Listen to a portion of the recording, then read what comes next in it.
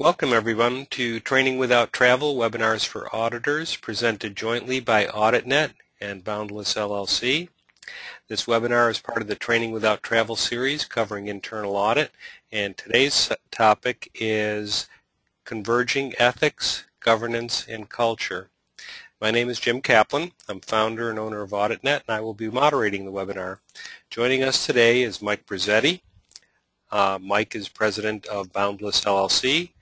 And this 2-hour webinar will look at the importance for converging ethics, governance, and culture as an essential safeguard to assure organizational performance is legal, ethical, and sustainable. Before we have Mike introduce himself, let me cover some of the housekeeping items. We are recording this webinar, and it will be made available to all attendees who have paid the registration fee within 48 hours after the conclusion via an email notification. We kindly request that everyone fill out the brief online evaluation questions that you'll see at the conclusion of the webinar.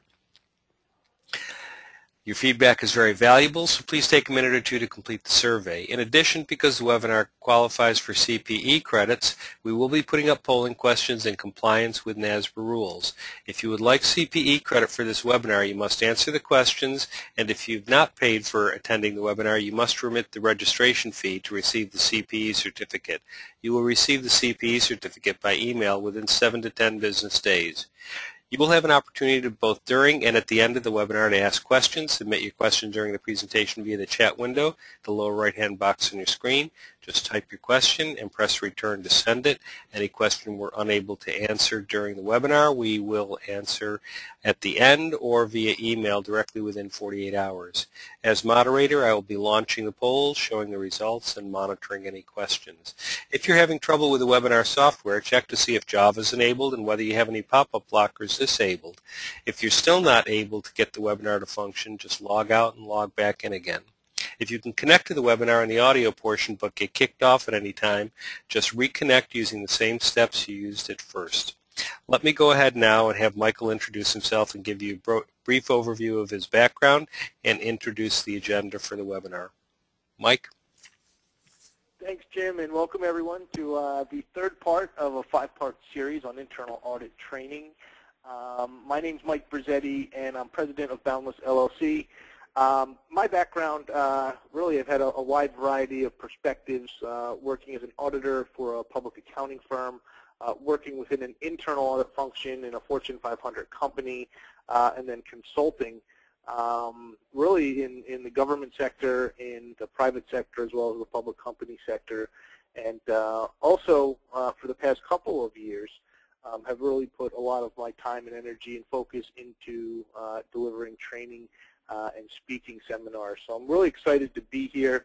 I absolutely love the topic of ethics, governance, and culture. It's such a timely topic, and I'm glad for those of you that have joined us today.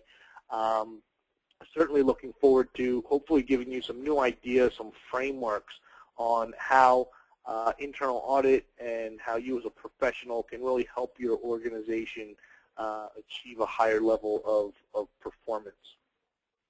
So with that being said, let me introduce the outline for our today's seminar.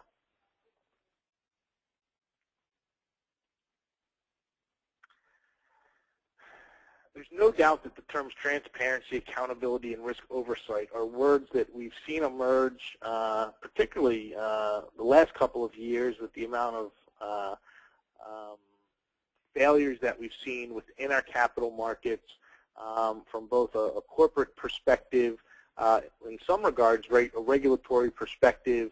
And one of the key things that I've learned and that I wanted to share, and part of the driver of building this this training session, was taking a look at where the duties of our directors, our board of directors, and our officers are within our organizations. And the term fiduciary duty is oftentimes not a word we hear too often as internal auditors, and it's such a critical important element when you start to talk about the auditor's role within corporate governance. And I've always been a big believer that when you talk about corporate governance, in many respects, you're also talking about the concepts of ethics and the culture of the organization, because at the end of the day, you can't control people. People are a huge, important aspect of our organizations, but you can govern them, and governance is a really important aspect of the business. Now, the term fiduciary duty, at a fundamental level, really has two parties. It has a principal and an agent. When a board of director or a chief executive officer or a chief financial officer accepts their role as an officer of a corporation, they're in a capacity of being a fiduciary agent for that corporation.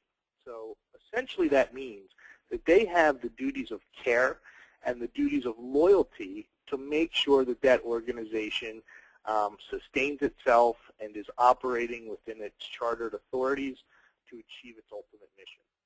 And having that concept as sort of a core foundation for today, we're going to get into some of the things in industry that are going to affect that are going to impact that, and give you some ideas and tools and frameworks on how we can protect that duty that our boards of directors, our senior management and officers have within the organizations we work with. Gaining insight into how to audit ethics and business conduct, to detect early warning systems of the yellow flags.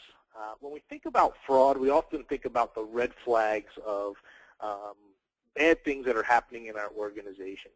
However, the yellow flags, I like to say, are the more subtle things that can start causing concern for organizations when they start tallying up and adding up. So auditing ethics and the principal aspects of ethics is really something that, in my experience, we're not too in tune with as internal auditors. It's sort of an uncharted area of audit for us. And what really hit home with me and resonated with me was probably about 2 years ago, the Institute of Internal Auditors wrote a position paper, and they took, they made notion of 3 sort of key areas that in the future were going to be important areas for auditors to grasp. And one of those 3 was auditing ethics. The other 2 included getting involved in strategy auditing and implementing enterprise risk management. So these 3 things in my mind really all hit the heart of governance. They all call for auditors to really get a better understanding of that board level and that senior management level vantage point and viewpoint of the organization. So I think it's a great timely topic to talk about these things today. And lastly, I'm going to share with you a framework on how we can essentially use methods to help identify non-compliance deficiencies, weaknesses, mismanagement, fraud, or corruption in our organization. It's always better, I believe, that we identify these things before they become drastic fraud issues or corruption issues in our organization. I always say that fraud and ethics are the flip side of the coin. So to the extent we can identify unethical or uncompliant behavior with our principal code of ethics, I think in a lot of respects is a good preventative way to make sure that things don't fester into absolutely terrible situations that become a cancer within our organizations. So look at some of the topics that we're going to cover within our 2-hour session. I do want to leave a good bit of time at the end to take any questions that anyone has. Because again, the framework that I'm going to introduce I think is pretty general. There's a lot of different ways you can take the idea and the framework and customize it in your own organization. So I want to have an opportunity to make sure if you have any questions that we can answer those. And if we have some time, I'll even share with you some of the cultural survey questions that that I've developed, which might be able to be used as a baseline. And again, if you paid for today's webinar for the CPEs and the materials, that survey baseline will also be provided to you. I'm going to look at a couple of case studies on ethics. Want to talk a little bit about the differentiation between values, principles, and ethics. These are terms that we often hear. They're often used interchangeably, but there is a key distinction between them. So we're going to talk briefly about those to really set a good context. I'm going to talk a little bit about fiduciary duty and board oversight from a regulatory perspective, and give you some insight as to how would the Department of Justice, how would the regulators view whether or not fiduciary duties with respect to compliance systems really be tested. What are the types of things that regulators and DOJ, Department of Justice, are going to look for? And I think what's important about understanding that from the audit perspective is we're going to be much better suited to help design and implement those types of compliance systems, particularly ethics compliance systems, that are going to really safeguard and protect our organization. Which leads us into the framework that I'll share on how can you really assess the quality of your ethics compliance system.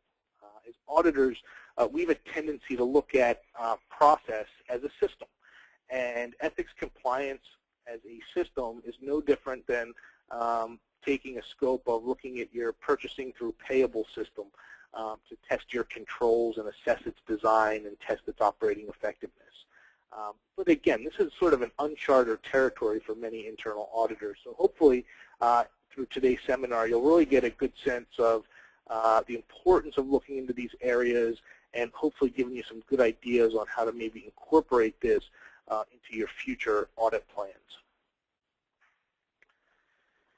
This is a question that was asked in a LinkedIn group probably about a year and a half ago, and it was asked by the Institute of Internal Auditors.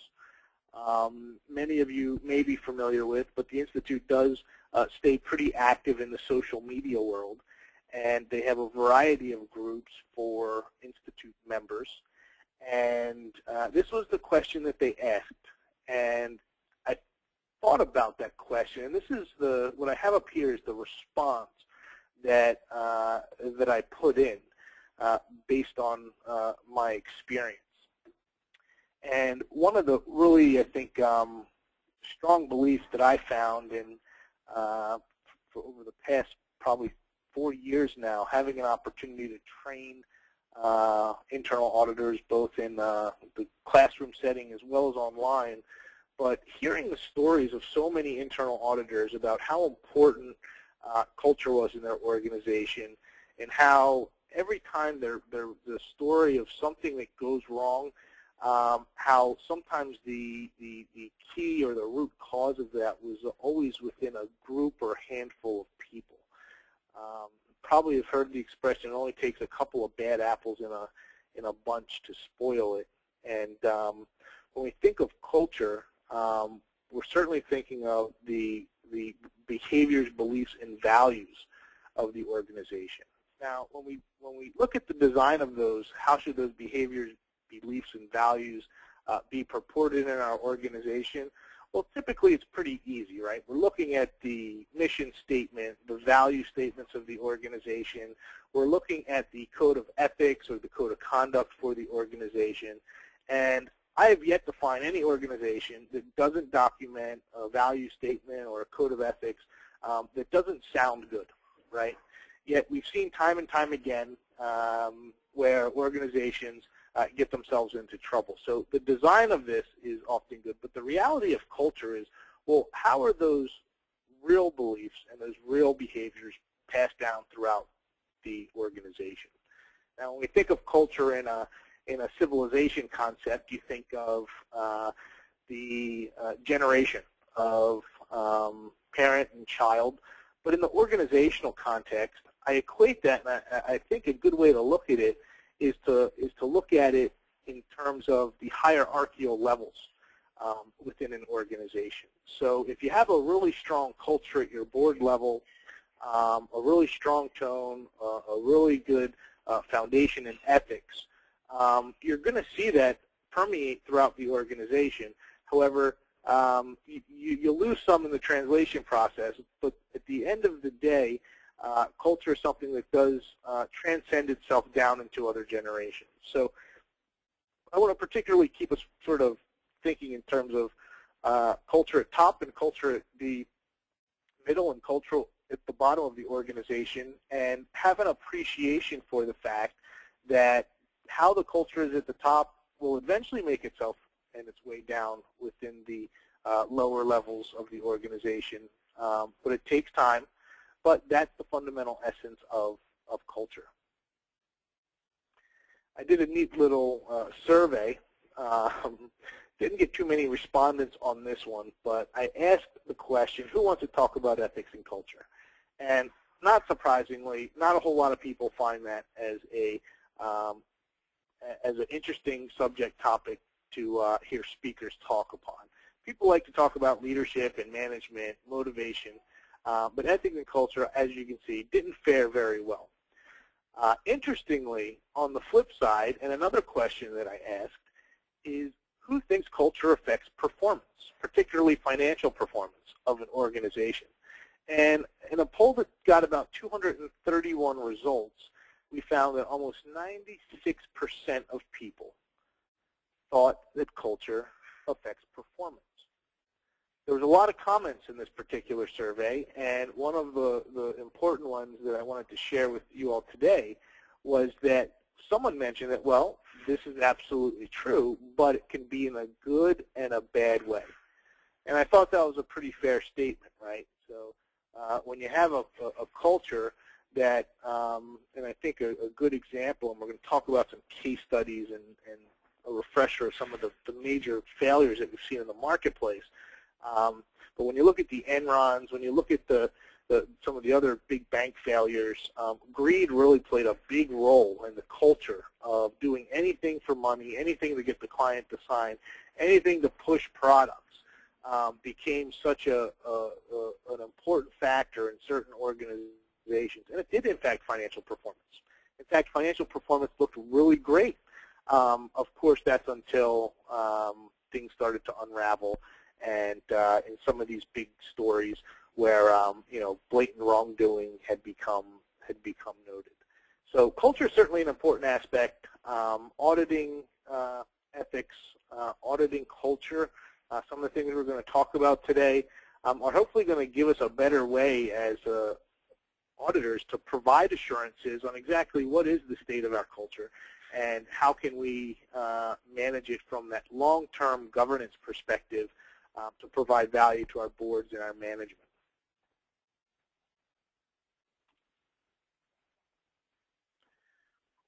So here we talk about the convergence of EGCs, I like to call it, ethics, governance, and culture. But before we get into the governance talk, we're going to launch polling question number 1. So Jim, if I can ask you to launch the poll, and let's see where our participants give them a minute or two to answer.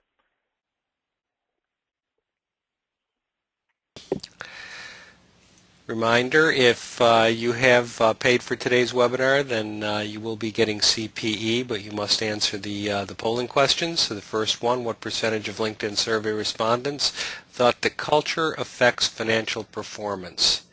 96%, 65%, 100%, or 32%?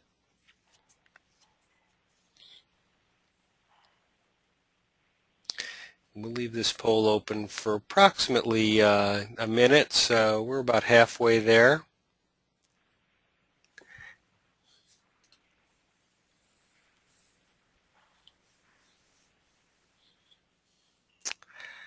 Maybe another 10 seconds or so. Please register your votes.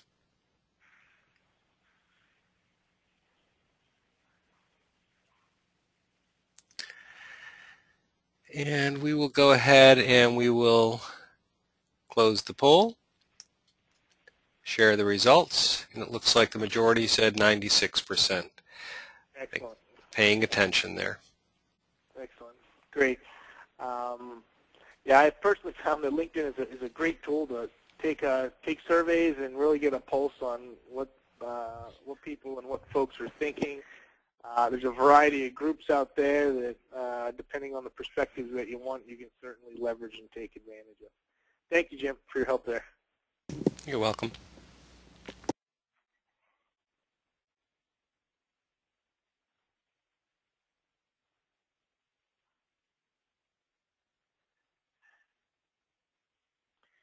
So here we're going to talk about a couple of, let me go back, excuse me, I think we, maybe we didn't.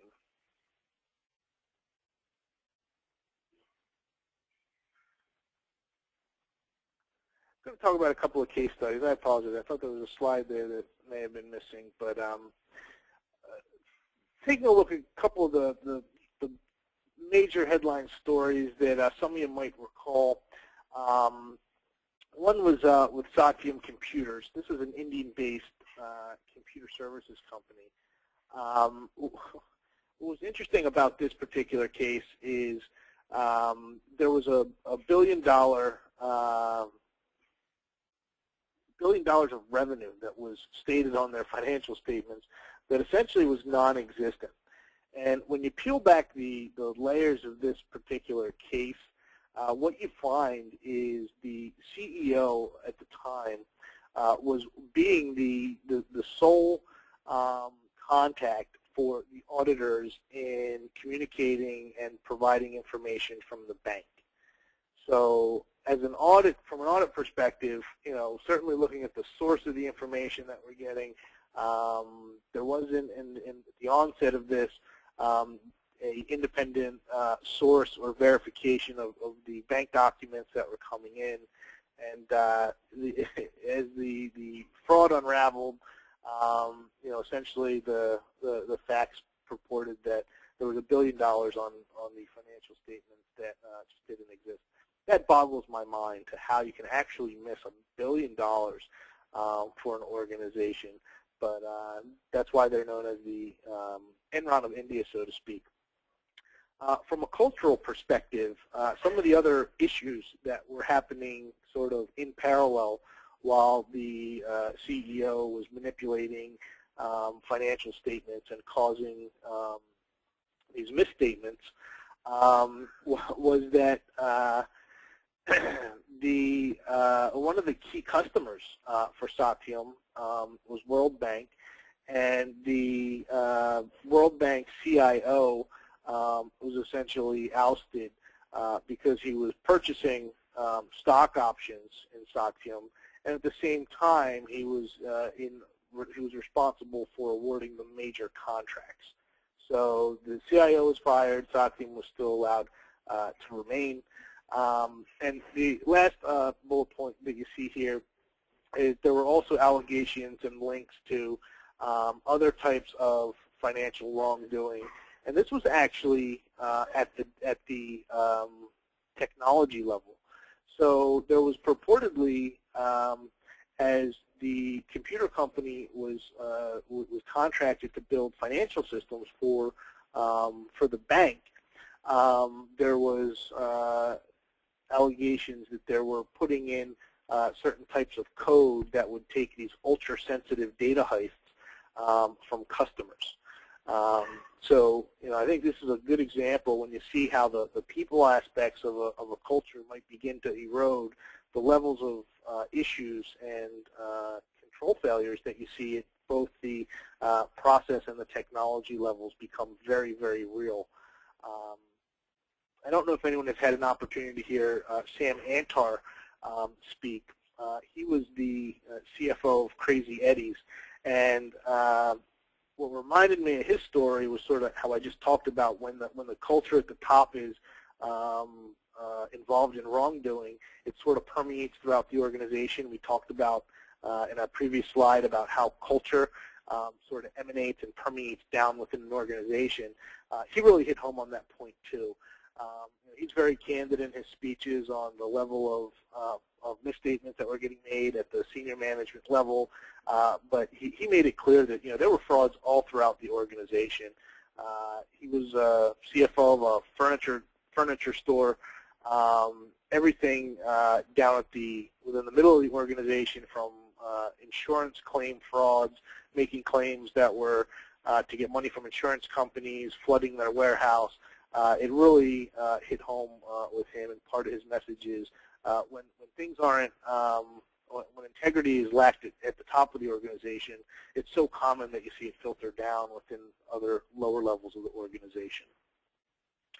New Century Financial was another interesting story. The external auditor essentially had a $1 billion lawsuit filed against them by trustees, but essentially New Century was one of the largest providers of home loans to people with poor credit. So this was sort of the onset of the whole subprime crisis, and they ended up filing bankruptcy because their customers were defaulting on loans. You know, one of the, and this was published in a Financial Week article, and I won't read it out loud, but you know, you see the statement that was made, and this was again sourced from Financial Week, but you really see the how the pressure and the culture can really impact people's better judgment. And this was a response that was made when a junior level auditor approached the audit partner about some concerns about the audit work, the financial statements, and this was the abrupt, short response that audit junior level or more junior level auditor received. And don't mean to pick on any particular accounting firm. I think the reality, I'm a believer that this type of stuff that happens and these pressures are created in every organization, whether you're government or public company or a public accounting firm, a nonprofit organization. This is all stuff that can happen. So no one's immune to these types of pressures, and we really have to be mindful of it within our organization as internal auditors, because it can happen to any one of us. Of course, Enron, this is an oldie but a goodie. This is literally shut down in 30 minutes.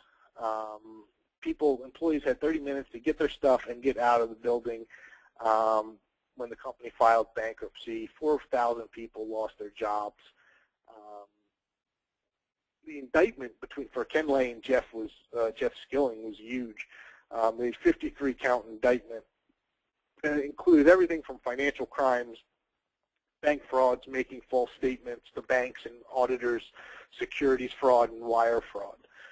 From a cultural perspective, some of the other issues that happened at Enron, and again, you see how when the top lacks integrity, how it flows down into the organization.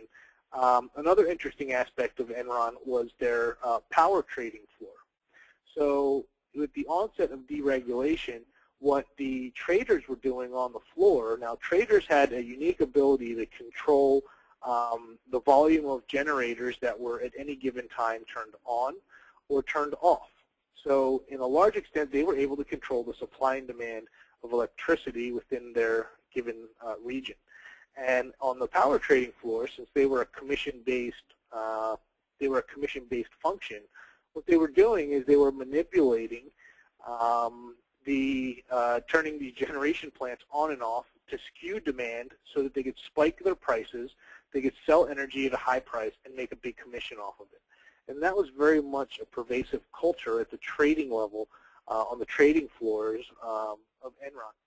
So we see this recurring theme here of when the top lacks integrity, you really see it permeate throughout the organization. Now the good news about that is when you look at the flip side of the coin, when you have strong integrity at the top of an organization, you also will have that spirit of good conduct permeate throughout the organization. Like I said, there's always going to be those bad seeds that we have to watch out for. Lehman Brothers is another fascinating story.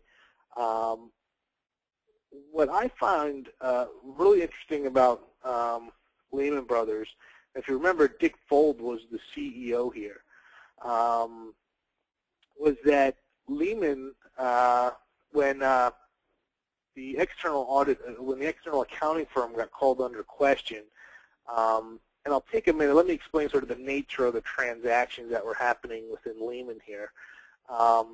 But essentially, there was another company called Hudson Castle, and there was a financial instrument that they called Fenway that was essentially used to transmit money between Hudson Castle and Lehman Brothers. Now, when you looked at the structure of why was that money getting transferred, it actually appeared to be, from an accounting treatment perspective, a legitimate, I believe it was a Repo 105 accounting treatment on the way the money was getting lent, and it looked legitimate. They had upwards of about $3 billion that was flowing through this particular financial product. It looked, again, from that accounting perspective, from a compliance perspective, on the surface looked okay, but the accounting treatment would say it's okay if there were two independent arm's length transactions or arm's length organizations. The real issue at hand here, while the accounting rule was compliant, when you really looked at the structure of Hudson Castle, what was found was it was deeply entwined with Lehman Brothers.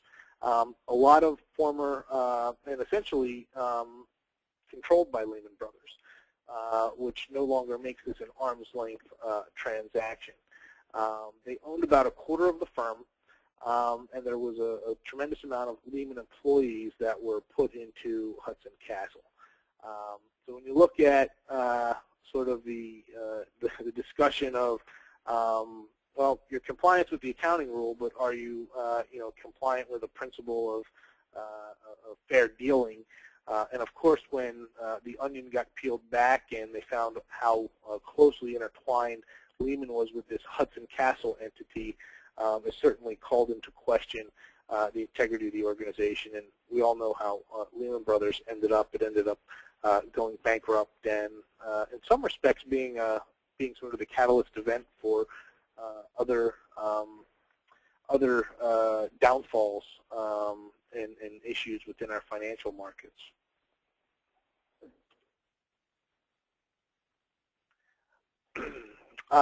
Goldman Sachs, and there's actually a more recent Citigroup case that I'll talk about a little bit as well. But Goldman Sachs, I think, was really sort of set as a poster child by the SEC. Again, this was related to mortgage-backed securities. The Securities and Exchange Commission had charged Goldman Sachs with fraud and essentially accused them of deceiving investors who bought mortgage bonds that they believe select clients already knew were gonna fail.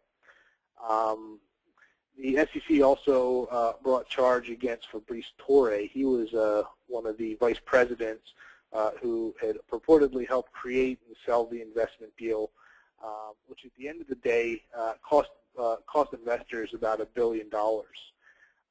The outcome of this case was actually a settlement in the amount of $500 million between the SEC and Goldman Sachs. A similar case was brought against Citigroup. Investors lost about $700 million. It had the same sort of essence that internal folks knew that the assets were going to fail. In the Citigroup case, they had sold this investment to investors, but what was a little bit different about that particular case is, in the meantime, Citigroup, as a proprietary trade, and when I say a proprietary trade, it means essentially the trading accounts that these big investment banks handle for their own money internally. They were shorting the asset, which meant that they were betting that it would decrease in value, while they were supposedly the underwriter putting together the deal and brokering it between investors. So it came to light. The SEC and Citigroup had come to an agreement for about $260 million for a settlement. But the interesting thing about the Citigroup case, and it's still going on, is the courts didn't approve the case. Judge Rakoff, who's a district judge in New York, essentially raised the point of, as an independent judge who's required to exercise independent judgment, without clearer facts of the matters at hand, could determine whether or not $265 million was in fact in the public interest, because he didn't have enough facts to make that independent judgment for approval. So his order was, this is going to go to trial. Interestingly, the SEC and Citigroup have now shifted from adversaries to joining sides to appeal the judge's order. Both parties feel that the $265 million is a fair and adequate settlement, and it's currently an ongoing case. But it's an interesting case, at least from what I learned, is they're essentially two adversaries appealing a federal judge's decision who wants them to go to court, which in my simple understanding of how the court works, it's supposed to be a fair trial to deliberate facts and come to the best conclusion. So some of the challenges, real challenges that you sort of see in this regulatory environment that we work within, and how things, when they do traverse into the legal arena, how complicated they sometimes can be. Computer Associates is another interesting story that I like to call it ethics getting better.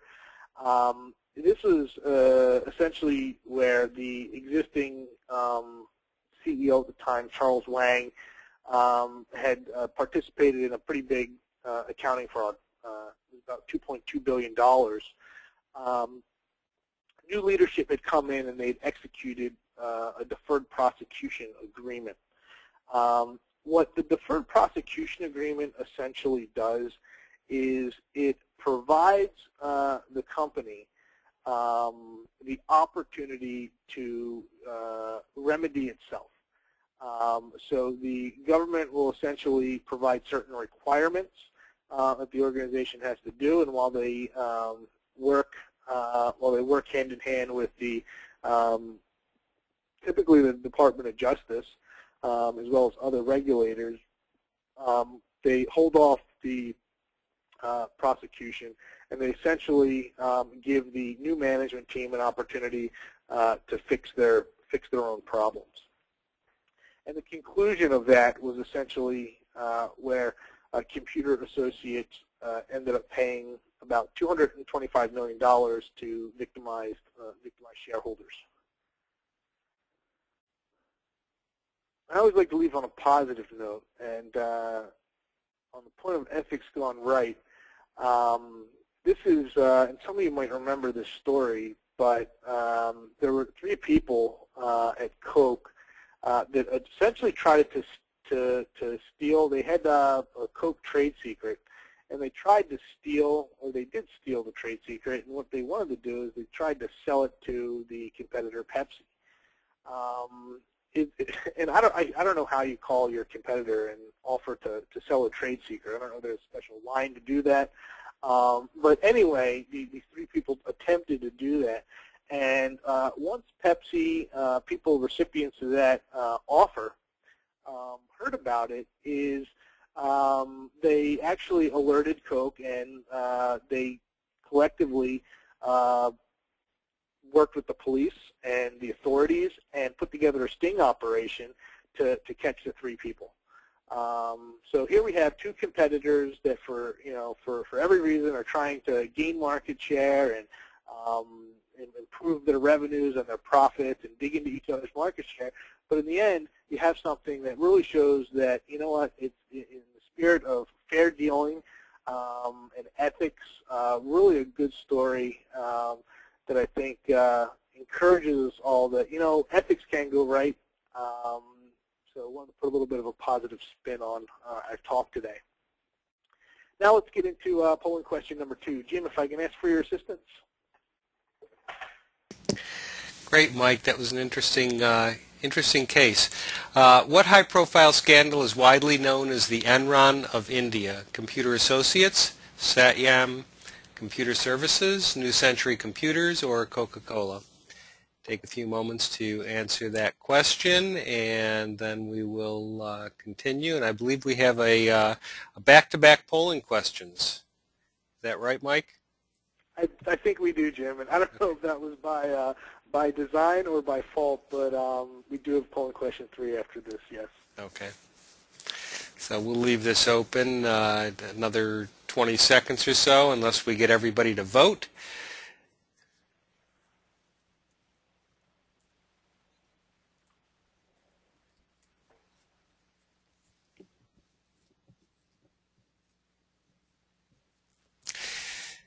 Interesting to note that one of the things that you can do if you don't have an ethics policy within your organization is AuditNet has been pretty good at finding resources, and if you go out there and type in ethics or something like that, you'll find the ethics policy from many different organizations, and it really is interesting to look at how they compare to one another. Yeah. Okay, we'll go ahead and we will close this poll, share the results, and the majority said Satyam Computer Services. Excellent. Okay, so we will go ahead and hide that. Do you have any comments that you want to make, Mike, or do you want to just? No. I think we have an alert group. Got a high score on the right answer. So good job, guys and gals. Okay, so we will go ahead and the next polling question, I think, is your next slide. Here we go. Okay. Now this one, you have to pay attention. A DPA is a voluntary alternative to adjudication in which a prosecutor agrees to grant amnesty in exchange for the defendant agreeing to fulfill certain requirements, either true or false. And I'm going to go ahead and launch that question now. And the reason I wanted to read that beforehand is that we didn't have quite enough space to fit into the question for our GoToWebinar, so it may be truncated a little bit. Okay. And DPA is that Deferred Prosecution Agreement. Okay, Deferred Prosecution Agreement, voluntary alternative to adjudication where a prosecutor agrees to grant amnesty if the defendant agrees to fulfill certain requirements.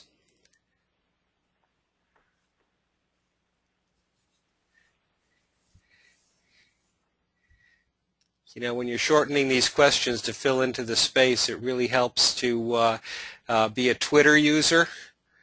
That's being true. Limited to those 40 characters. Yeah, Twitter has trained us, Jim, to if you can't say it in 140 characters, you can't say it at all. Yeah, but our kids have it down pat. They have their own language that I just don't get. We've got about 3/4 of those of you who voted. We'll leave it open for another 10 seconds or so.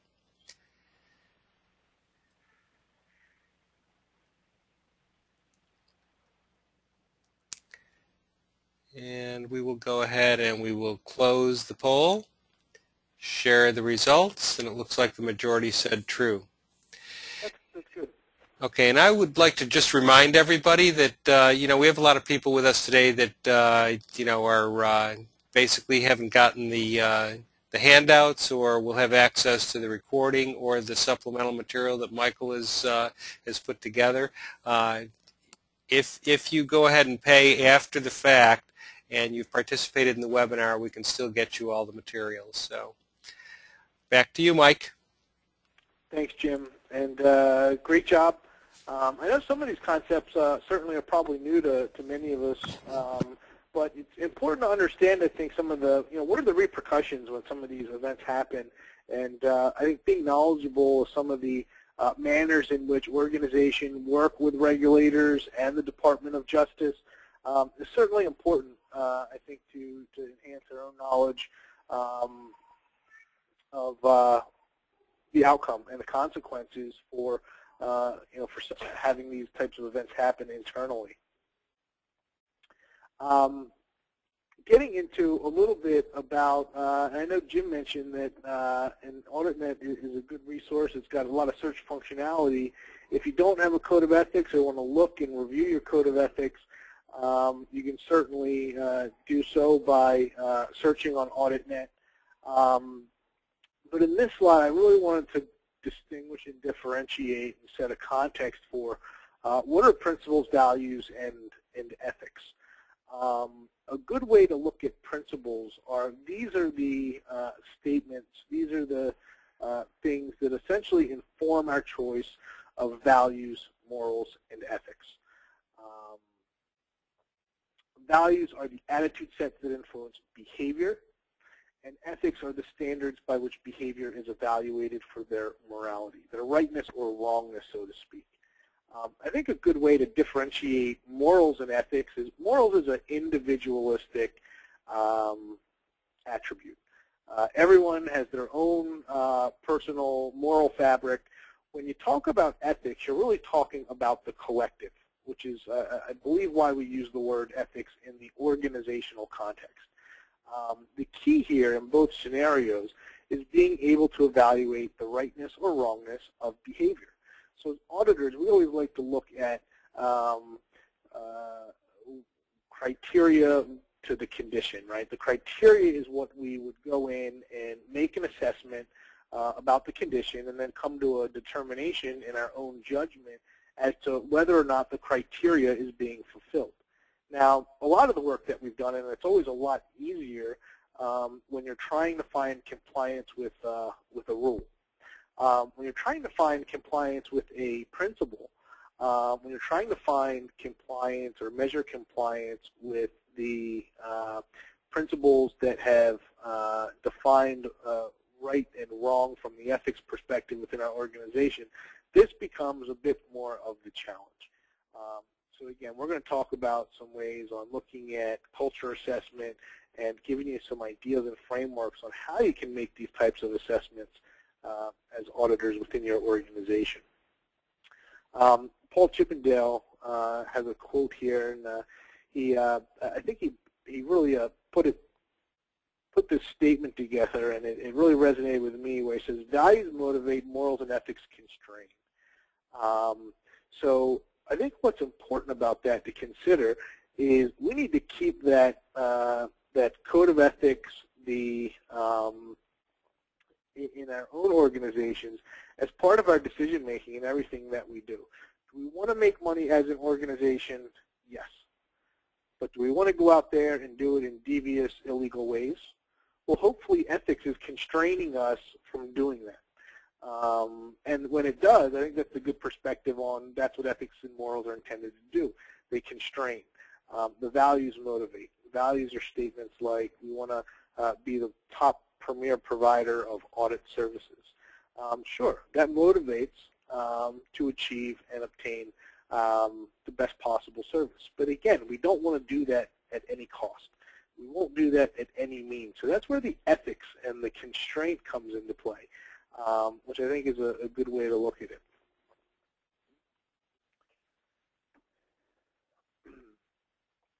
Taking ethics in a little bit of a regulatory context, most of us are probably familiar with the Sarbanes-Oxley Act of 2002. That was a result of the Enron, the WorldCom scandals. At least those were two of the primary drivers of the implementation of the Sarbanes-Oxley Act. And what it required organizations to do is bolster their internal controls over financial reporting. It required executives to have personal accountability to the accuracy and integrity of their financial statements. It provided some level of whistleblower protection for people that blew the whistle for any type of accounting fraud, and it required boards and audit committees in particular to establish reporting lines, whistleblower lines within organizations. What I just described there is a lot defined within Section 404, and that's a section that at least I became very familiar with during the SOX heyday of 2004 to 2008. with respect to the internal control aspects of the Act. Section 406 required the Securities and Exchange Commission to adopt rules requiring a company to disclose whether it has adopted a code of ethics for its senior financial officers. And if they didn't, then they'd have to explain the reasons why there was any changes or waiver of the code of ethics. What I find really interesting about this is this section completely precludes any chief executive officer, anyone that doesn't fit into that category of senior financial officer, is essentially precluded from having to disclose whether or not there's any waiver or change to the code of ethics. One thing to be very careful of in your organization, that's a very simple audit test you can do, is identify anyone in the organization that has in fact waived the requirement for them to comply with the code of ethics of the organization, if you have one. I had an opportunity to be down at the University of Delaware, and these types of decisions about waiving the code of ethics certainly come into play into organizations. Now, now this slide, the real main point I wanted to get across is you can't legislate ethics. You can't rely on regulators to enforce ethical conduct in your organization. I mean, this is such a narrow provision, and I think a lot of the driver behind this was more in the fact that there were senior financial officers involved in some of the early developments of Enron and WorldCom, et cetera. But when I was at the University of Delaware and I have an opportunity to listen to some board members, there's at times where in the boardroom, board members will think or propose that they should waive the code of ethics. One of the board members that was giving a speech not too long ago, just within a few months, is he mentioned he was in a situation where the board was about to waive the code of ethics so that they could make a certain decision with respect to the company, and he sort of raised his hand and said, whoa, whoa, whoa, wait guys, hey, listen, just the fact that we're even considering waiving the code of ethics has got to be a flag for us to say, you know, maybe this isn't the best decision. And I believe the end result was they steered the ship a different way, and they, you know, made a different decision. But it's very possible the code of ethics get waived.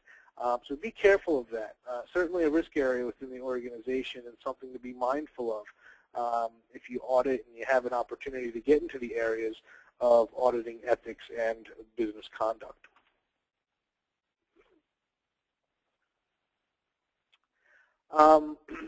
The Department of Justice after Caremark, one of the things I wanted to share with everyone today, again, because I think it's important that we really get a good understanding of some of the external forces that affect our boards, our senior level managers, and their decision making. It's always valuable to have the perspective of, you know, how does our audience and how does our customers, which in a lot of regard and respect is our board of directors as internal auditors, you know, what are the things that affect them? What are the things that we should be knowledgeable of that might affect them so that we can relate and communicate and win the support of them so that we can implement and we can have a lot of freedom in the work that we do and have a sound business case for the reasons that we do it. What is important about the Caremark case is essentially what came out of, there was a lawsuit against the company because they had paid $50 million in penalties for violation of, it wasn't FCPA, it was the Bank Secrecy Act. So shareholders decided to sue the board of directors on the basis that they did not act in good faith to prevent the $50 million in penalties. Two significant things came out of that. One was the courts had determined, this is the Delaware courts, they determined that there's no separate basis of good faith than the duties of loyalty and care, which if you remember at the beginning of today's session were those two key fiduciary duties.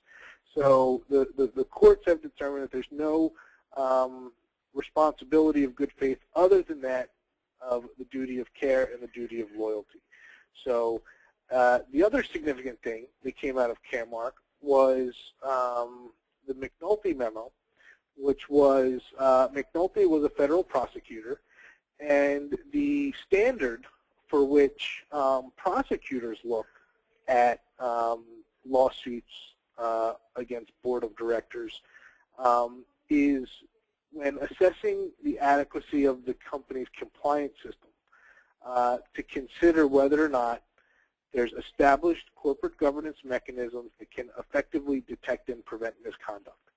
And I think that's such an important element for auditors to appreciate, because should our board of directors ever get challenged about how their corporate governance mechanisms with respect to detecting and preventing misconduct is designed and operating, well, we have a really good expertise as auditors to help make sure that that mechanism is well designed and operates effectively, and be able to build that case that our directors can really be comfortable and confident in how these systems are designed.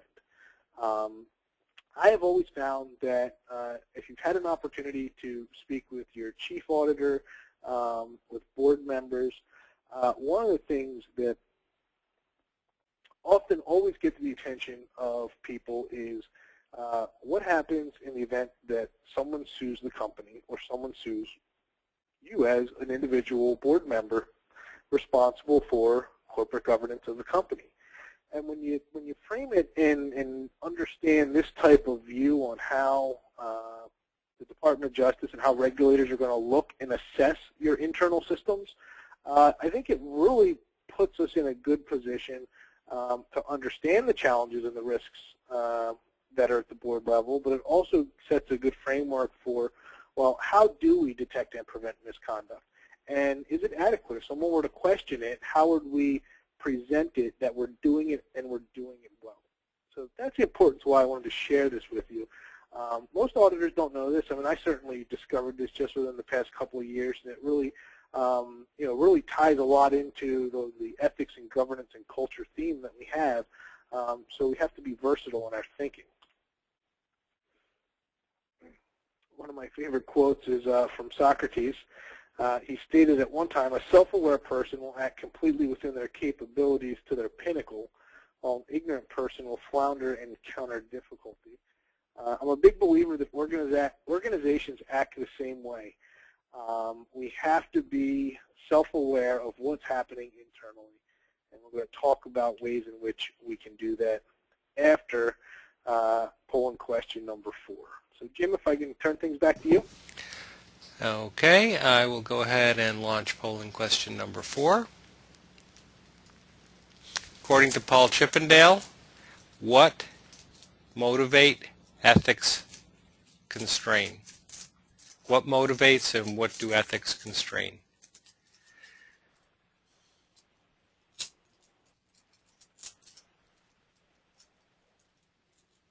Okay, responses are coming in quick.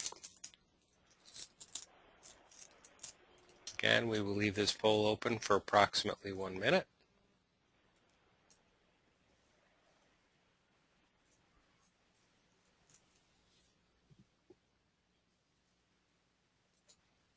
I think this is perhaps one of the most difficult areas to audit.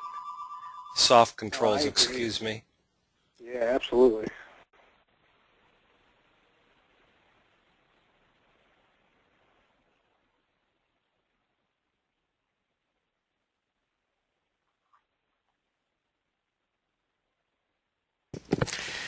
And we will go ahead and we will close the poll and share the results, and the majority said values.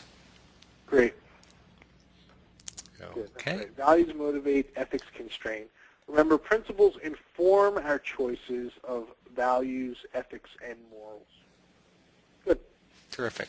Okay. Thank you, Jim. Thanks, Mike.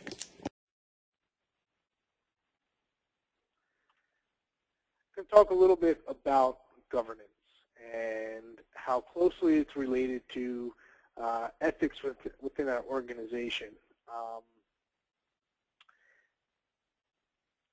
I call this the black box of governance.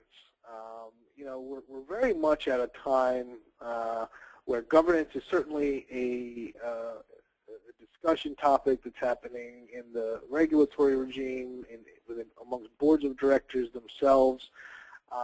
And when you really think about the organizational hierarchy, governance really starts with core principles. It starts at that ethics level at the top of an organization. And the reason I have different color codes here is sort of a personal observation I've made in the past couple of years is at where things are at the level of the organization, right? So we've had a lot of failures. There's a lot of questions regarding corporate governance and does it work and how does it work and how do we have to change laws to maybe regulate it. What's interesting is ever since 2002, and the reason I put compliance and internal control as green is I think Sarbanes-Oxley forced a lot of our organizations to really think that we do this stuff really good, right? We think compliance and internal control is good. And at the end of the day, it has to be, because if it's not, then you know you would have to write in your annual certification reports that there's issues with that. But I think the reality is risk, the concept and notion of risk and risk management, we're still a little in the yellow zone, so to speak. We're not so sure why things are failing, but they have failed, and we've seen major market turmoil. So there's a disconnect here. And I always believe that you bring this back to the ethics and governance aspects of the organization. It's really important because that's where everything is driven from. And the end result, there's a lot of communication and trust issues. And I think this is true in a lot of respects to conditions inside an organization, in some cases between corporations and regulators, perhaps. So communication and trust typically go hand in hand. When trust is high, communication is high, and vice versa.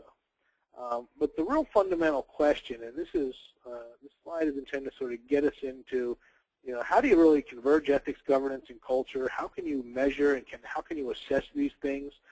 And part of that, as I'm going to show you, it's going to give you some ideas on how do you really audit your culture within the organization, and what state is it in? You know, if the ethics and the governance aspects of your organization are working well, you should be able to see that reflected in the lower parts in the culture of the organization. And I like to use the input-output theory here. So if you believe that ethics and governance at the top of an organization, we can call it the soft controls or the tone at the top, really do affect the organization, right? Typically what we see is we see auditors go to the top and they might look to say, okay, we have a code of ethics, we have governance manuals and policies, and it's good. You know, by design it's good. We're going to give you a pass rating. But the reality of, to really gain an understanding, or are those things working, is you really have to look at not the cause, which is the top, the ethics and governance triangle, but it's really the effect that you see within the culture, right? So if you can get comfort that what is exemplified or set at the top of the organization filters down into the culture, then you can get an inherent comfort that the compliance, the control, the risk aspects of the organization are working well. And again, I'm going to talk about some culture surveys and some ways that we can sort of put this in, turn what I like to call subjective information into objective information within the organization and the audit process. I highlighted two terms here of discovery risk and enterprise risk because I think a lot of what we're talking about certainly is a key aspect of enterprise risk management. When you talk about ethics and philosophy and culture, I mean, these are all things that in any sound enterprise risk management framework are going to force you and ask you to really consider. I challenge you and say, well, how significant of an effort are you going to put on those more people aspects of the risk model? I'm a big believer that it's the most significant area, the people aspects, and from an enterprise risk management perspective, we really need to have a strong focus on that element of the organization. So enterprise risk calls for us to document, gain the intelligence from our organization. One of the things that is a little bit in contravention to enterprise risk management, and I'll be candid with sharing this, the discovery risk aspects. And typically, one of the concerns you're going to find if within your legal aspect, your legal department of your organization, is once you start asking tough questions or surveying or documenting as part of your enterprise risk management process, there also becomes a discovery risk, which means in the event that the company ever gets sued, papers and documents might be available for discovery and presented to a court should there ever be litigation. And that's an important risk to have an appreciation for, but I've oftentimes found sort of this contending viewpoint and standpoint between the legal side of the house, which, on one extreme would have nothing documented, no possible documents that could in any way be subpoenaed or forced out of the organization to create some type of legal risk for the company. But on the other end of the spectrum, you have auditors and risk managers that really need to see this information aggregated and recorded so that they can make the best possible determinations on how to correct and remediate risk issues internally before they become possible big legal issues. So I think it's really important to get on the same page between the legal side and the audit side of the house, because in some respects, my experience at least, I found that balancing that enterprise risk and that discovery risk model is really important and something that internal auditors need to really think about and I think have an appreciation for.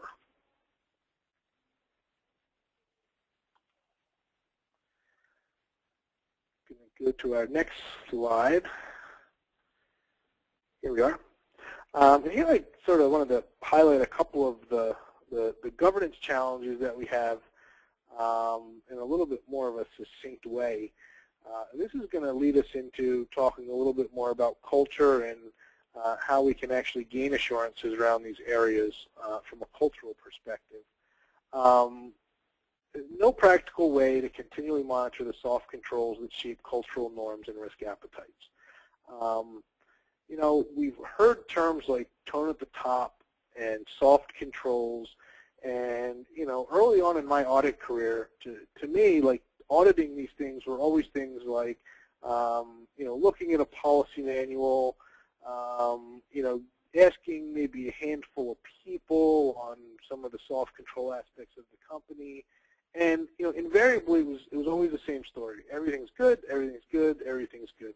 But I think there's really not a way to continually monitor that on a pervasive, wide-scale basis. This is going to lead us into the notion of why it's so important to involve every employee at every level of the organization if you're really serious about doing cultural assessments to assess the overall ethics and governance effect within your organization.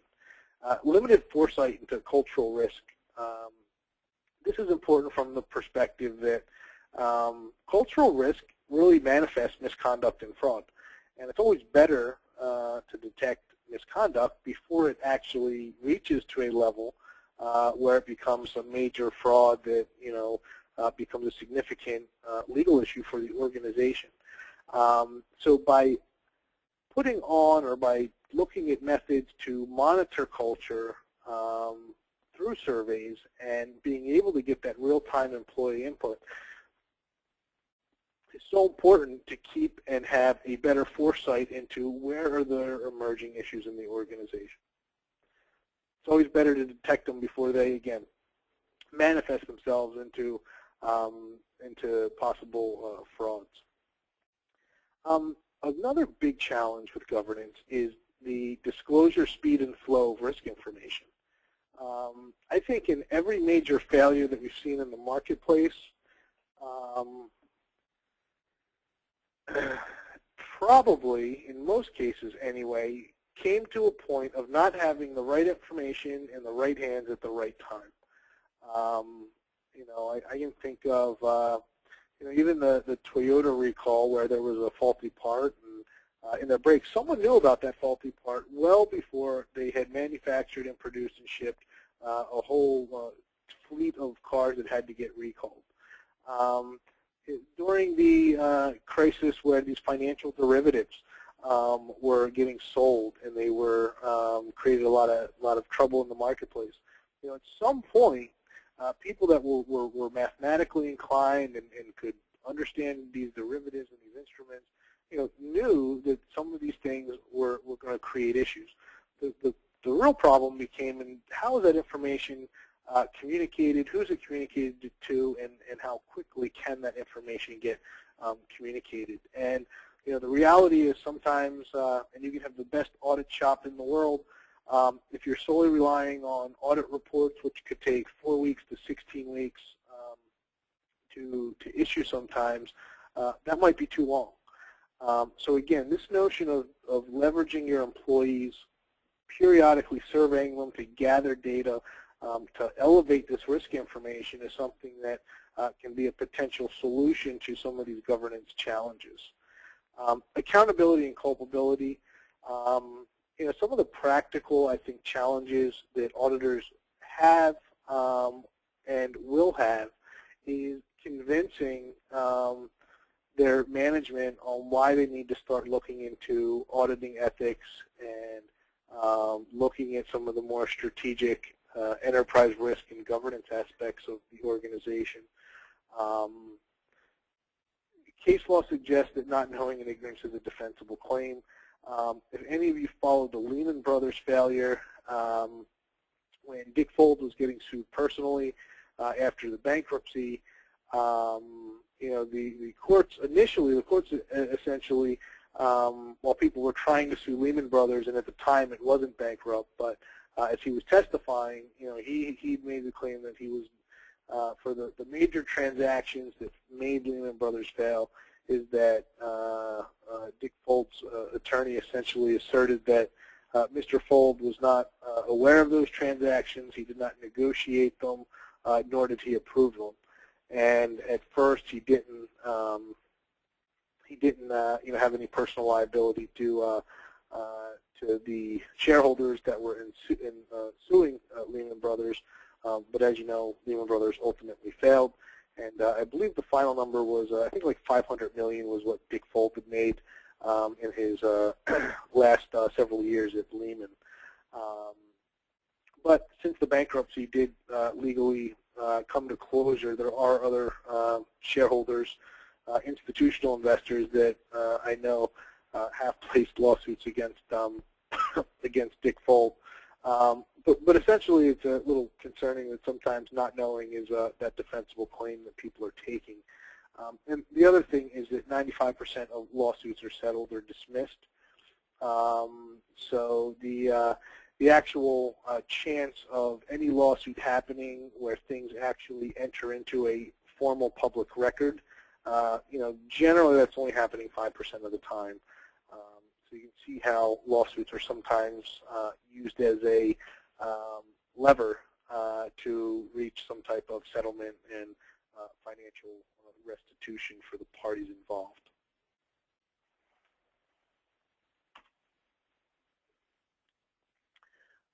One of the interesting questions I constantly ask people, auditors in particular, and I think if we look at, we can call it the governance system in total, most of us are in tune with sort of breaking our organization into the people, process, and technology aspects of an organization. And I often ask the question, what is the most important aspect of the governance system? Is it people, is it process, or is it technology? And typically, you can answer that to yourself, typically the majority of folks will say, well, people, Mike. People are the most important aspect of an organization by far. And then I ask the second question. I say, well, where as internal auditors do we spend most of our time conducting internal audits? And usually the majority will say, well, process. We typically audit process. And I say, well, what's number 2? They say, well, typically number 2 is technology. And then I say, well, what's number 3? And they say people. And then I use that logic, and then I ask the question, well, what you've just told me is you're spending most of your time auditing the aspects of the organization that are not as important as the people. And usually a lot of eyes wake up, and they start thinking, you know what, maybe it's time that we need to talk to our board and our senior management to start auditing some of these aspects of ethics, governance, and culture, because they really are one of the most significant risk sources within our organization, and it's one of the best ways that we can gain assurance that the values that we purport and the value system that we want in our organization is in fact working the way that it should. And when we think of people, of course we're thinking about ethics and we're talking about culture. The reason I wrote the term internal adjudication up there is to really hit home on the fact that you have to understand what type of disciplinary response or disciplinary system is in place for deviations to your value system, for your code of ethics, for the type of culture that you want in the organization. And the reason I bring that to light is I have actually seen this implemented in a few organizations. It's pretty rare that it's a robust system of discipline. A lot of people say, well, we refer it to HR and then that's it. Nobody ever knows what happens to it. But the reason that that's so important is that's really an important mechanism to make sure that if you're serious about your code of conduct and following values within your organization and promoting the type of culture that you want, you need the enforcement mechanism. And you need it in a way that encourages positive behavior. And it needs to be done in both a positive and negative way in terms of revealing and giving examples of what is right conduct and what is wrong conduct. Again, I'm not an expert in telling you what it is within your organization, because what is going to define right and wrong conduct is your own self-purported code of ethics, your own self-purported value statement. As an auditor, I can simply measure condition to criteria, and if you purport your design, and again, I've never come across a company that has a code of ethics or a value statement that doesn't purport something good. That's the criteria in which we set to measure these people aspects of the organization. And of course, process and technology, I've generically identified some things there that we won't talk about too much, but of course I'm sure these are things that you've probably been involved with from an audit perspective. But the point of this slide is to really challenge how you're viewing your audit scope, where you're spending your time, and honestly, where you're going to get the most value from a risk management perspective if you decide to start leveraging and utilizing the people aspect of the organization in a new and different way. I actually had asked a colleague of mine who he actually does a lot of 401k auditing to take this cartoon out. I thought it really hit home on bringing to light some of the key questions as auditors we need to ask ourselves when we make decisions. But run this by the legal department, but run super fast so the ethics department doesn't see it. I've always found a fascinating relationship and sometimes conflict between looking at things from a legal viewpoint and an ethics viewpoint. And when I really started to think about how do you make sure and how do you help an organization sustain itself long term, I think you have to constantly ask yourself these 3 questions. And I'll tell you, the first one is probably going to be the easiest of the 3 to answer. You can certainly say, hey, if you're a financial services company and you're charging your customer, your in-house customer credit card holders 12%, and someone raises the decision of, hey, can we raise it to 28%? Well, legally you can. The limit on credit, I think, is 28.99, or maybe it's 28 flat, but that's an easy question to answer. You can usually get a lawyer to advise on whether or not a business decision is legal. The tougher question is, well, is it ethical? Is it ethical that we raise our interest rate from 14 to 28% to our cardholders just because we have the legal right to? That's a tougher question to ask. Is it yes or is it no? And if you can't say yes to questions 1 and 2, I'd really challenge you to say, well, can you really say yes to the question, is it sustainable? Sustainability really comes into, and it comes into play where you have to be confident that the decisions getting made, particularly with respect to how you're governing the organization and the performance of the organization, is the activities, the decisions getting made have to be both legal and ethical. And I think if you start managing just to the is it legal question, you're going to get yourself caught up into trouble. And again, ethics is very custom and unique to an organization. So legal is all external, right? There's external law, there's external regulation. I know auditors spend a lot of time in making sure that things are compliant with law and regulation, and that's good, and we have to do that. But the tougher question is, well, is what we are doing, is it ethical, and is it ethical within the context and the confines of what we believe is the right thing to do in terms of treating our customers, our employees, and our stakeholders? Such an important, I think, overlooked element in auditing, which again, I think in a lot of this discussion we're having today is why at a global level, the Institute of Internal Auditors has certainly recognized the need for bolstering guidance and encouraging auditors to get into these areas of auditing ethics.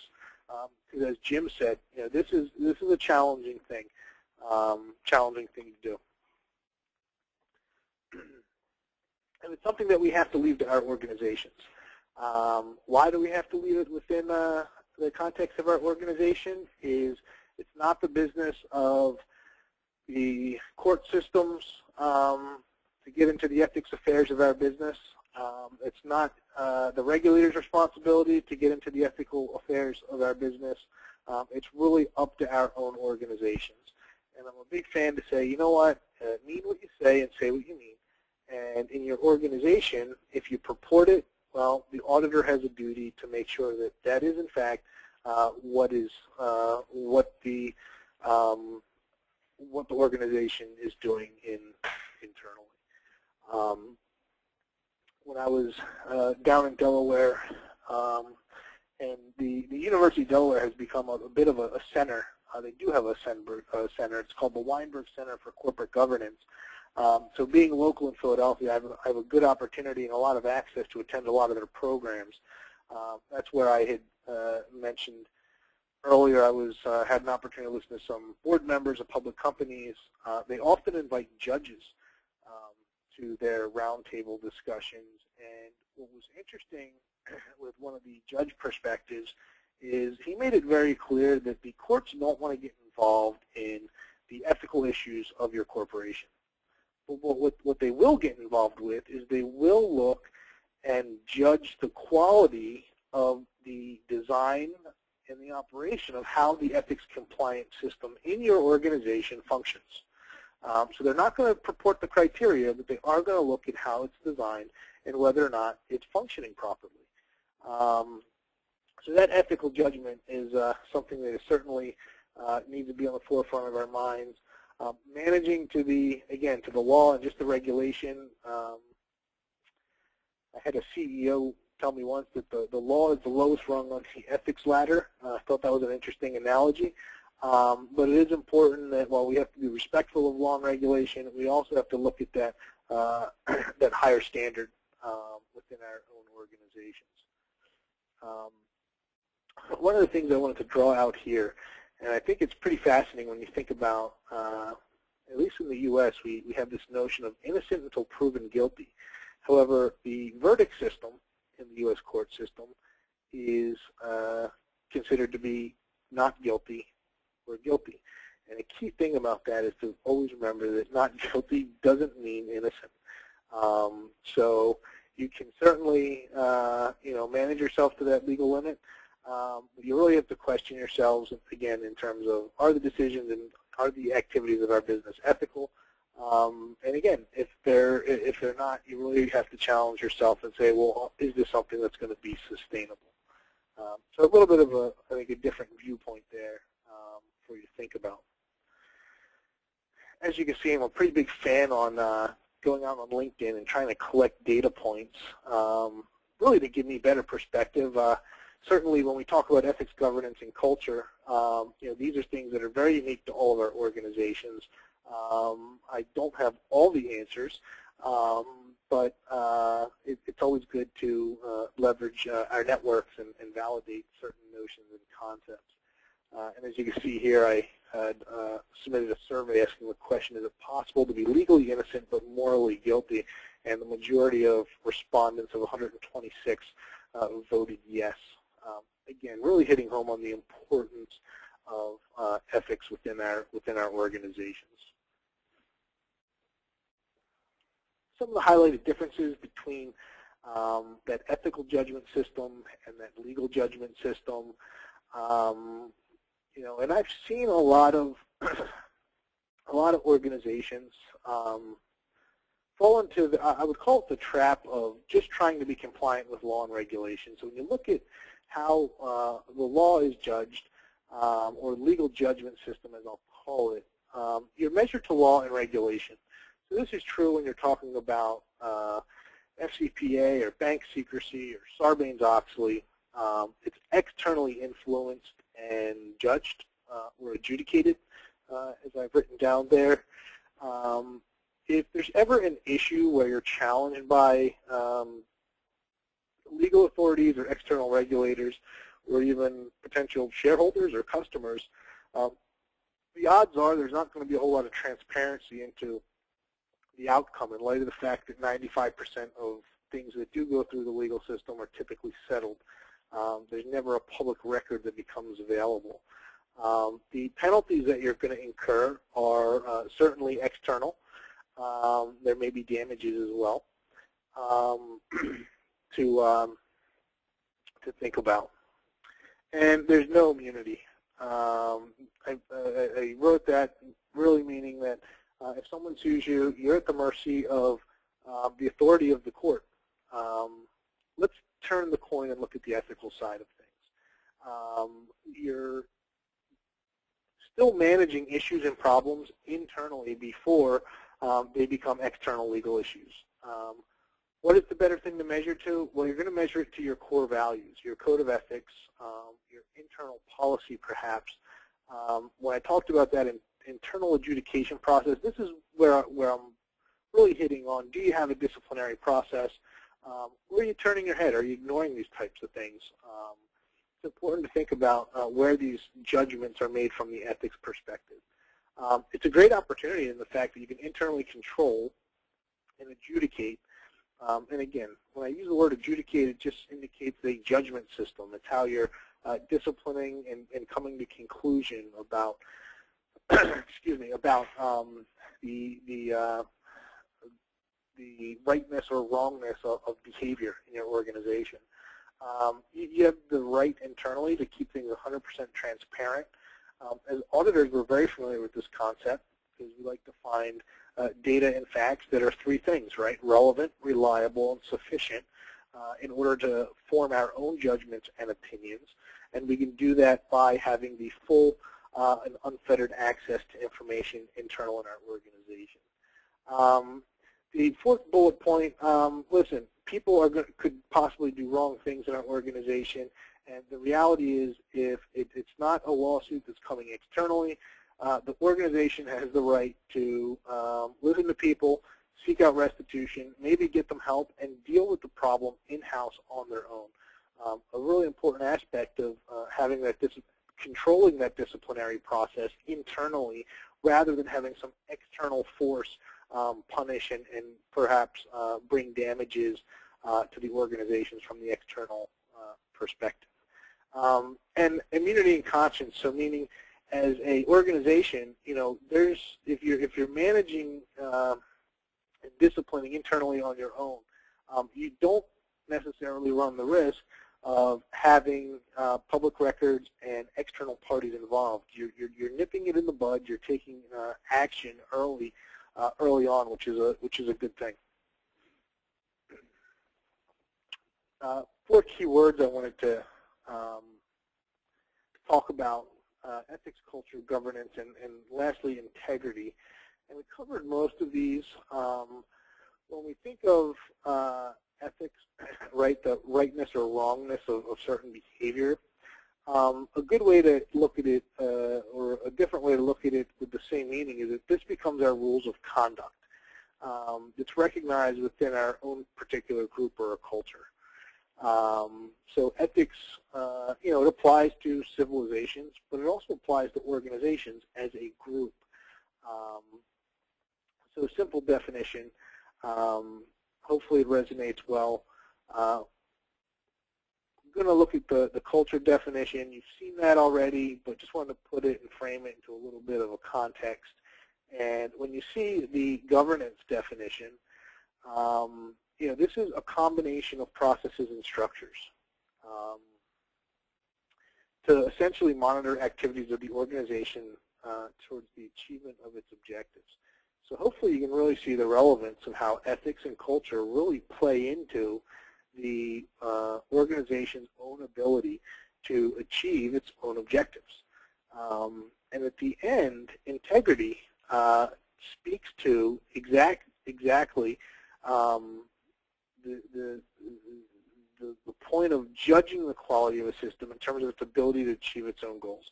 So does an organization, organizational integrity, I should say, needs to be maintained in order for an organization to achieve its own goals. And a key notion of integrity is consistency. So it's the consistent application of actions, values, methods, measures, principles, expectations, and outcomes. That's an important notion, because if you want to have a well-defined culture that really purports and substantiates its values of the organization, it has to be consistent in its application. And I know as an auditor, I've run into certain situations where you'll read the policy and you'll look at the ethics code, and it looks great and wonderful, and then once in a while you just find things that are happening in an organization which are so deviated from what is written on paper. So that really has to raise the question of integrity. If you're a certified internal auditor or a member of the IIA, you'll recall that integrity is the first principle in the 4 principles of the Internal Auditor's Code of Ethics. And it really speaks to the consistency in our own actions that creates that trust and reliance on our judgment, which I think is a pretty honorable torch to hold as a professional, but certainly not always an easy one.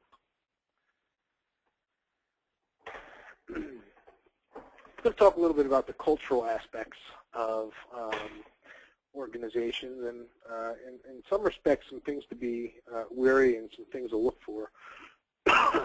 Weary of, I should say, excuse me.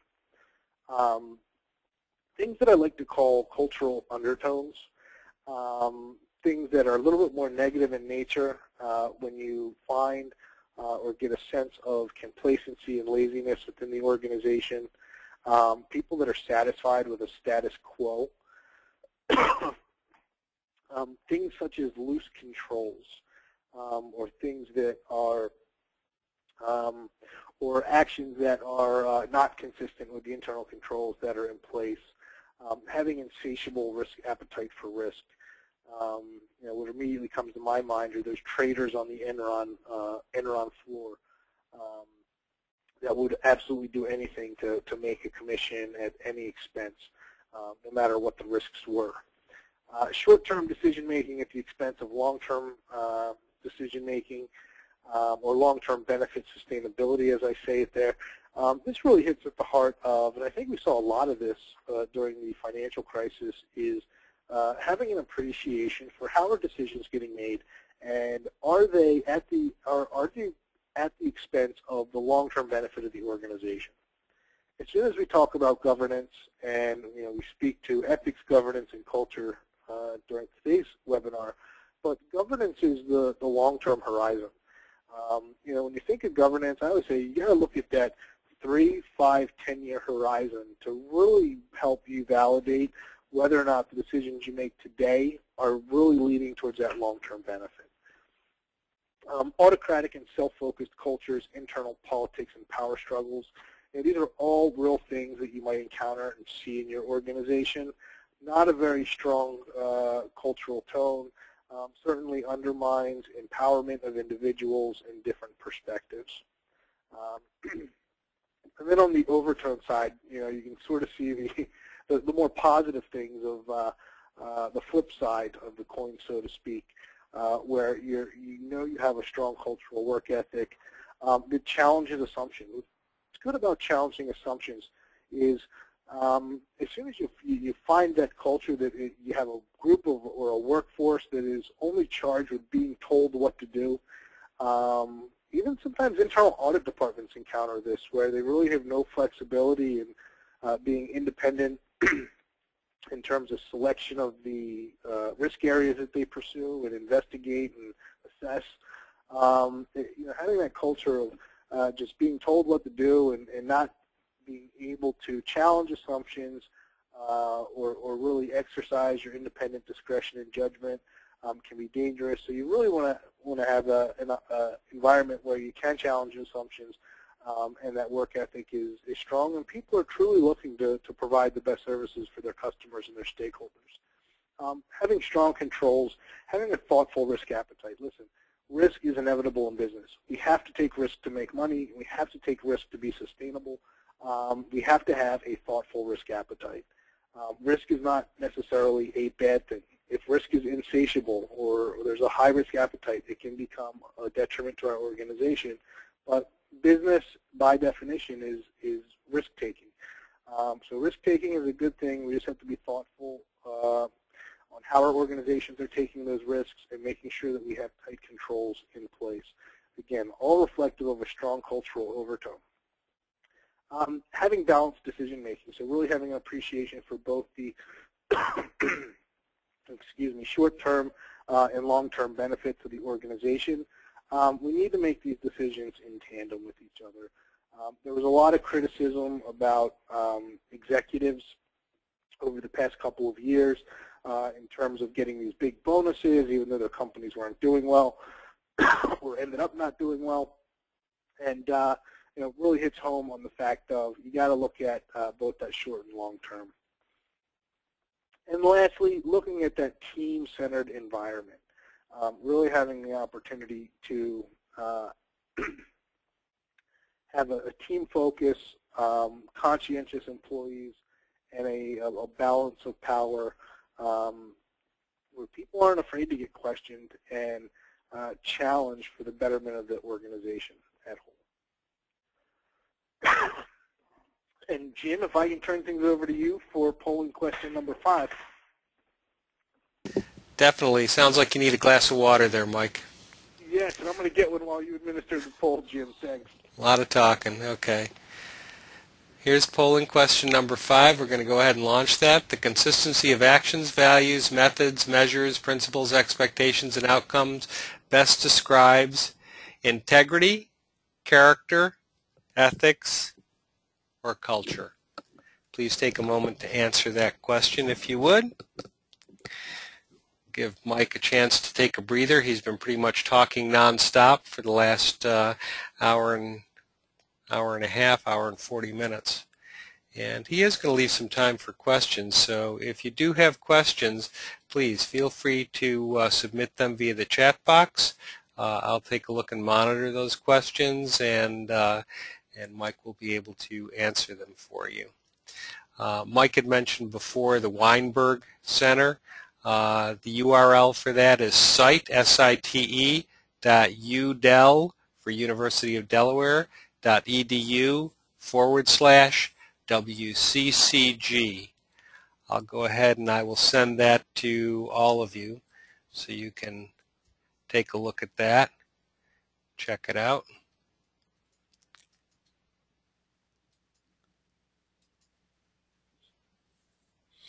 And hopefully Mike will let us know when he's back. I am back. Can you hear me okay? Sounds like Mike is back. We'll go ahead and we will close the poll in about 10 seconds. We've got the majority of people that have voted. When you were talking about derivatives, what that brought to mind, and I don't know if that's who you were talking about, was Harry Markopolos. Harry Markopolos. He was very, very instrumental in bringing to the attention of the SEC, and basically what happened was his supervisors within his firm wanted him to take a look at what Madoff was doing and try to replicate that sort of return. And basically Harry Markopolos says it's impossible. You can't do it. Yep. Yeah, that's a good one. And keep in mind, Harry was an external party in that situation. Another one that was before he became a CFE. I heard him speak in Atlanta at the IIA's International Conference. Quite interesting. Okay, it looks like the majority said integrity. Great. 52%. And another person that I heard, another fraudster that you were mentioning, Sam Antar before. Sam Antar, of course, was a fraudster, turned around and made it big on the speaking circuit. I heard what's his name, Paul. The guy that they made the movie after. You know. Banker? Pardon me? Was he a banker? No. His name that's one of those senior moments. Well,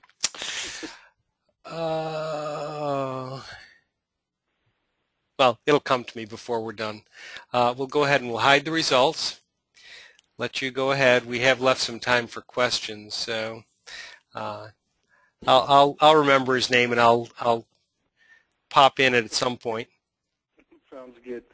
Yeah, there's a number of instances, Jim, where we can find someone knew about it, and even during the subprime crisis, I mean, some of the informal discussions I've had with some of the banks, it's interesting. Like a lot of the local branch lenders, as these policies were getting pushed down for subprime lending, there was a good handful of people that actually knew.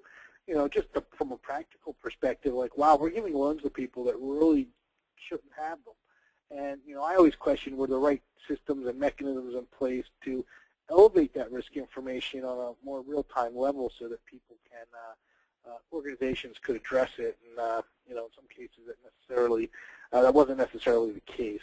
So we will carry on, and certainly want to get sharing with you some of the framework on how to look at really looking at how to measure and assess your culture and your organization. One of the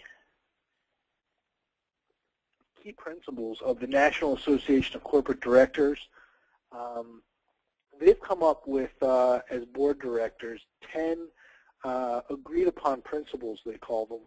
I just wanted to briefly highlight their principle number 7, which really directly speaks to integrity, ethics, and responsibility, which the real positive thing here, and I'm not sure if your organizations are members of the NACD, maybe something to consider, but they really are strong in promoting and encouraging the notion of integrity, ethics, and responsibilities within the organization, and making it pretty clear that it really is part of the governance structure and practices in how they're designed. So, a lot of the stuff I'm talking about isn't just because Mike Brazetti said so. There really is a strong relationship and correlation to the governance aspects of the organization that we have to think about, and really, I think, as the profession matures, the internal auditing profession matures, we're certainly going to see ourselves getting into these areas more often. Oh, excuse me.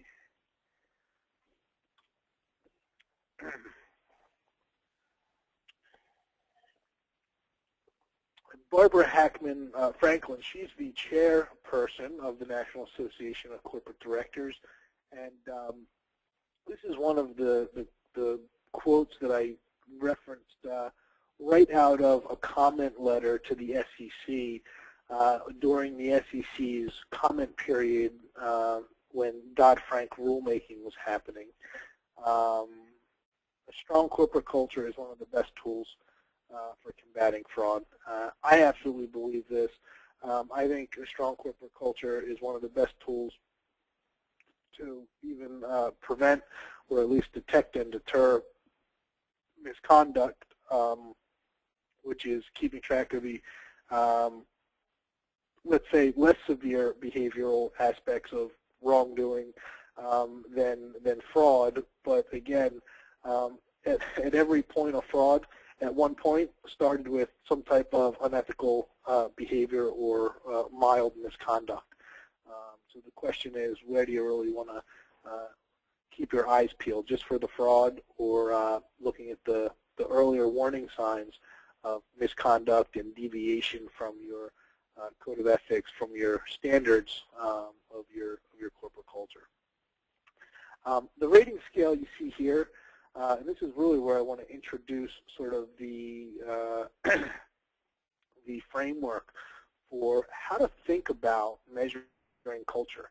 It sounds like a really hard thing to do. It's not. I'm going to show you how you can do it within your organization, particularly with respect to sharing with you some of the output of how you can view results of culture surveys. Now, I'm showing you the output of the process, and the reason I wanted to focus on sort of looking at the output is I'm always a big proponent of looking at, well, if we took a survey and we aggregated the data, what type of information do we want to see at a summary level with respect to the output of the final survey result. And that's what this is intended to provide, is this slide. Is, you know, I put this up here asking the question, can anyone really look back on a quarterly basis over the past 5 or more quarters and get a sense of, well, what type of feeling, what type of culture have you had? Well, how is this type of information even possible to deliver? Well, this is simply an example of how you can aggregate information after a robust employee survey. So if you have, and as any auditor should, have access to your employee data, your HR data, you should be able to pretty easily identify all of your employees, their business units, or the departments that they're in, their regions perhaps if you're regional based, and define those key attributes of where the folks are within your organization. And by administering a culture survey, I don't know if we'll have time to get into some of the questions of the culture survey, but if you do, if you did register and you're buying the CPE, you will get 40 key culture questions that you can use as a baseline. By asking those questions and being able to associate them with individual employees in various business units, the value in having that level of information now puts you in the position to do data analytics. Here's what's really unique about this, is what we're doing by taking surveys and turning it into analytical data is we are now turning subjective information into objective information that we can analyze and look at and track and trend over the long term. And here's an example where you can clearly see you have one business unit that is deviating from the average, the overall company average, in terms of its culture. And here we have polling question number 6, which I believe is our last polling question. So Jim, let me turn it over to you. Yes, it is, and I remembered the name of the individual. It was Frank Abagnale. Oh, okay. Frank Abagnale was the subject of Catch Me If You Can, the movie, Okay. and basically I heard him speak in Richmond at an ACFE conference, but he now teaches ethics, if you can believe it. And Wow. to see Frank Abagnale, he did all those things when he was a young man. Well, now, of course, he's a grandfather and a father, and to hear him talk about his son and, you know, basically what Frank has said is that the things that he did back in the 60s would be 1,000 times easier to do today because of technology. He said he went through a lot of things, you know, that just really involved things to pull off some of the scams and frauds that he did. And he said technology today makes it so much easier, which he says is one of the reasons why ethics and teaching ethics is so important. Yeah. We'll go ahead and we will launch the poll. Governance structure practices should be designed. Governance structures and practices should be designed to promote an appropriate corporate culture of integrity, ethics, and corporate social responsibility. True or false? Sorry, didn't mean to interrupt you there, Mike. Oh, no, I was going to say you're right on. There's always what's the adage, Jim? Wherever there's always a loophole to every rule, right? Absolutely. And when you speak of the principles of ethics, you know, I think in some respects it requires more transparency. You know, as an auditor, we can audit to the rule, and it's pretty black and white. When you audit to the principle, typically you really have to substantiate and be more transparent into the reasoning for why that principle is supported. And I think it goes very much in tune with the you know, the trend of increased accountability and transparency in today's organization. Yeah, but these, on ethics and principles. And again, these are soft control areas, so they're very hard to grasp in your hand and to audit. Yeah. Okay, it looks like definitely challenging. We'll go ahead and we will close the poll. We've got almost everybody has voted, and 100% said true. Wow. So. Wow, we're doing great. That's a good ending, right? Because polling question 6 is our last one. So excellent. Excellent.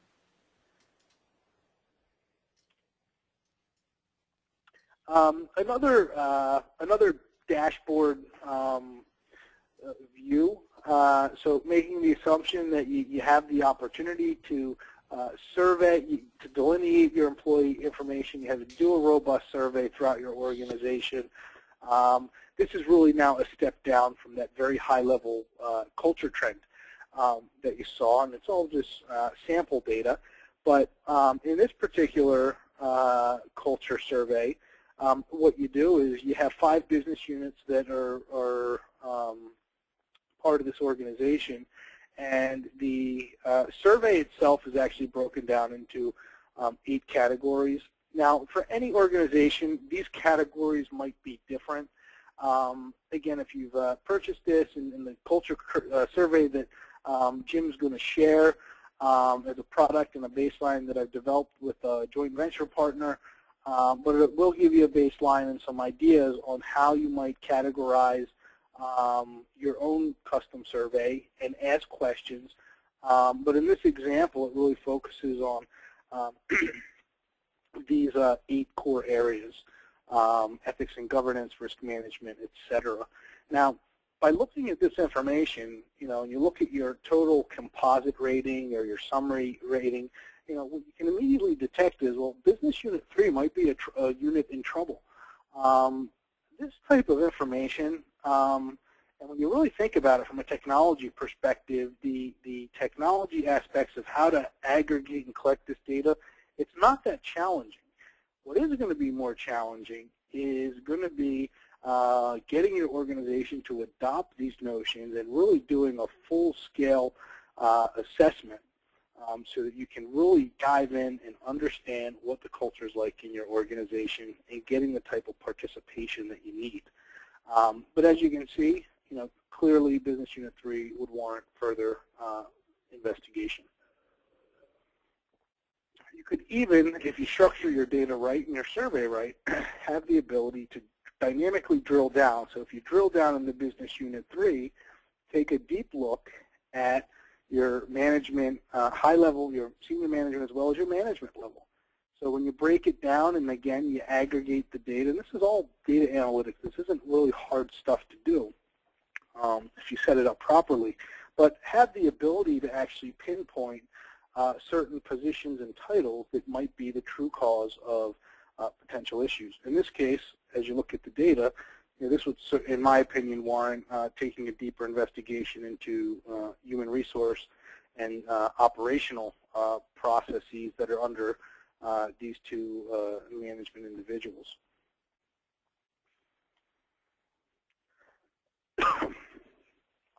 And lastly, I wanted to share sort of a high-level notion of this idea of internal adjudication. So when you speak to ethics compliance within the overall context of your governance and your culture, you have to keep in mind, or at least look at, how is the organization handling noncompliance and deviations.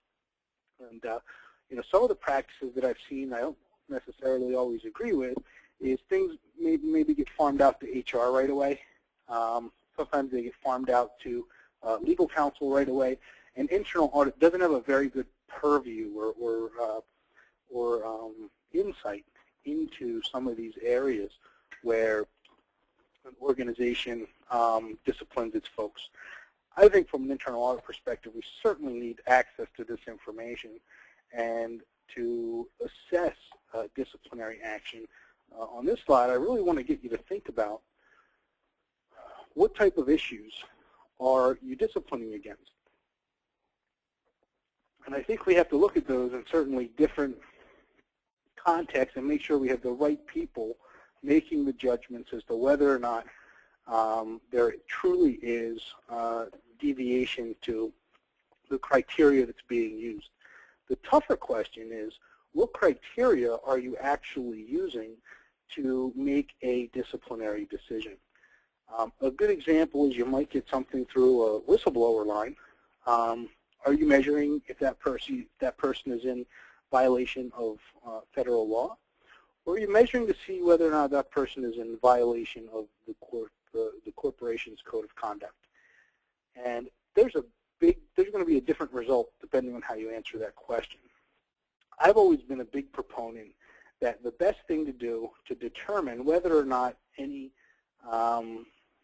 complaint or any incident that's identified warrants further investigation is to first make the determination as to whether or not the behavior that was conducted was a violation of the code of conduct. And it's important, because this is a business issue, to really determine whether or not it doesn't hit the spirit of how the code of conduct of the organization is established. By doing so, if you find out that it is, now you can traverse it to make determinations as to whether or not there's any other violations with respect to maybe company policy or, in fact, the legal issues of regulation or law. I don't see too many organizations take this approach. Typically, if it's not illegal, or what I see a lot of the time is if it's not illegal, they send it to HR and they make it an HR issue. But having insight to what your disciplinary process looks like, doing a flow chart is a very simple example I have here, purely exemplary. But really being able to flow chart it out, form your own opinion as to if the design makes sense, and if not, help your organization maybe redesign and rebuild this and gain insight so that you can really keep track of one of the most important aspects of your organization, which, as we've talked about, is certainly its people. And this is an example of just looking at when we talk about transparency into the disciplinary actions taken or the incident reporting that's occurred, is really gaining a view on what does that information look like, how can I capture it in a meaningful way. In this particular example, you're really looking at what's been filed, what's the status some of the incidents and what some of the report resolutions. And one of the key metrics being analyzed is the average cycle time for actually coming to a conclusion on a particular incident and having a goal established. Maybe it's 90 days. Things to really think about when you design your overall ethics compliance system in terms of how can it really support the governance and cultural aspects of your organization. And this is the last slide. I think this is the principle, the 7 principles of JCPenney's, and I would like to end on a positive note. And I think JCPenney has just done a great job of carrying these principles in their organization till today. Those of you that follow the IIA probably know Denny Barron, who's the Chief Audit Executive at JCPenney, who recently retired. He was the chairman of the IIA last year.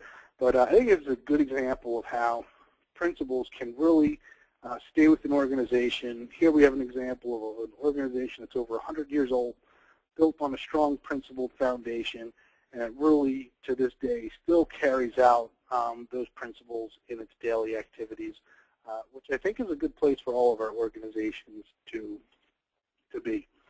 So without further ado, I do want to thank everyone for today. Be certainly happy to answer any questions. So Jim, why don't I turn things over to you, and if we have questions, we can moderate them.